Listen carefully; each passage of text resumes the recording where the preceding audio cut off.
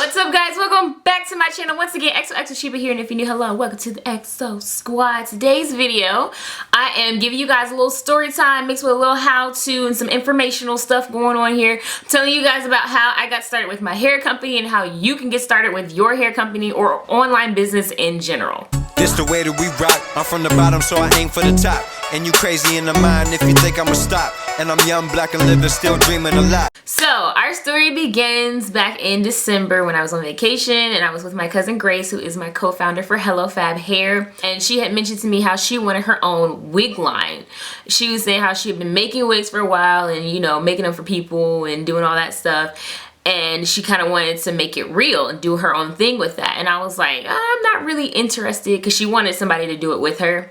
But I was like, I'm not really interested in making wigs my job, because it's just so time consuming to make wigs. It really is. And so the more we talked about it though, I started to realize, well, I may not want to make wigs, but I have always wanted something behind my name as far as hair goes, since I have my own channel. But you know, I'm always reviewing for other companies and talking about their hair, and nothing's really mine. I don't own any of it. And I didn't want to just be someone that just promotes. I wanted to also be, you know, the entrepreneur that I am at heart. And so I thought about it for a month or two, and I did some research, all that stuff. And then I got back to her and I was like, let's do it. Okay, I'm in.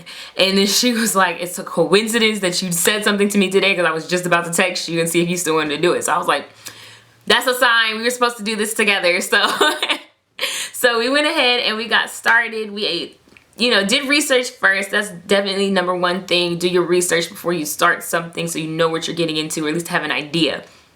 So we did, number one, do some research. We took a course actually on how to start a hair company, so we knew what the behind the scenes, like we'd have a feel for what's going on. And then the next step you want to do, which we did, was find your wholesaler, your vendor. Same thing. Basically, that's where you're going to get your hair supply from. You never want to give out who your hair supplier is. So if somebody asks you, oh, where do you get your hair? From my wholesaler, the end. Basically, if you get on Google, you can find a whole bunch of different hair sellers and vendors, and you can contact them and see if their hair is something you want. I definitely recommend testing out the hair before you start putting your name behind it and buying a bunch of bundles and trying to sell it yourself.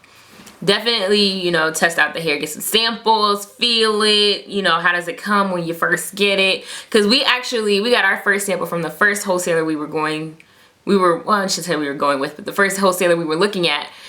Their hair, we did not like it when we got it in. We loved their customer service, we loved, you know, the information they were giving us, but the hair just was trash when we got it. And that goes for any type of thing you want to wholesale as well.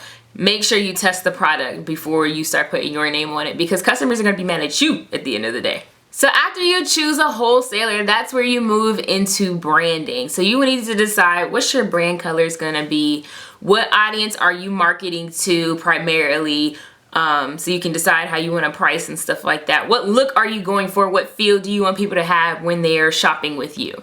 So like for us with hfhair, our colors are like a yellowish gold and white. And I just like the heavenly Greek goddess feel that gives. It just feels like luxury to me. And you know, colors like yellow and gold just make people feel happy because they're bright. And another tip would actually be to figure out what colors mean. I actually got that tip from a brand strategist that I spoke with. Figure out what your colors mean and the psychology behind the colors, so that, you know, you're evoking the right emotion with your customers. Sorry y'all, my memory card got full and I had to switch. But anyways, like I was saying, under the umbrella of branding, you also want to make sure you have a really nice logo, something that stands out. I know we started out, if you can't afford maybe a logo in the beginning, do one on Canva, but make sure you do it well, practice. We started out with the Canva logo and it was okay, but it wasn't as good as our one now that we have. I'll place it somewhere over here or here. I can't tell from this angle. So after you decide your branding, then you want to move in deciding what website platform you want to use. I use WordPress, but you can use WordPress, you can use Big Cartel, you can use Squarespace? Yes, you can use those. Learning from experts who sold hair before me that have let me know information. Definitely WordPress is the best site to use, so they say. I haven't used any other site to sell hair. But if you have to start small, because it can be a little expensive to set up a WordPress site, I would say go with Big Cartel to start. It's super simple, but and simple looking, but it'll get you somewhere. The only thing you want to think about though when you are picking a platform is if you go for one of the more basic and cheaper sites, it does affect your branding. So if you're trying to market your hair as more high-end, then you definitely want to go for more of a high-end looking website so your brand matches what you're doing. Like, you want it to all be flowing and congruent. Also, with building your foundation and getting started, you want to make sure that your legal documents are together. You're going to need an LLC, you're going to need your vendor's license, and you're going to need like some type of tax system integrated into your website so you can pay your taxes. And then what I use to make sure that we collect the right amount of taxes is a website called TaxJar. TaxJar integrates into your back end of your website, so on that checkout page it will calculate what somebody's tax should be, so you don't have to do it. But you got your website set up, you got your branding together, you got your hair set, all that stuff. You want to move into learning how to promote and market your hair company. This has a lot to do with trial and error. Some people pick it up quicker than others. It just depends, but keep going till you get it, because it is possible to get it. Really focus on building the brand's credibility and personality. As a small business, people will buy from you if they trust you, so you have to build that trust. Also, it helps to know your mission and your vision, okay? Create a business plan if you have not already for your business. That's something I had to go back and do myself.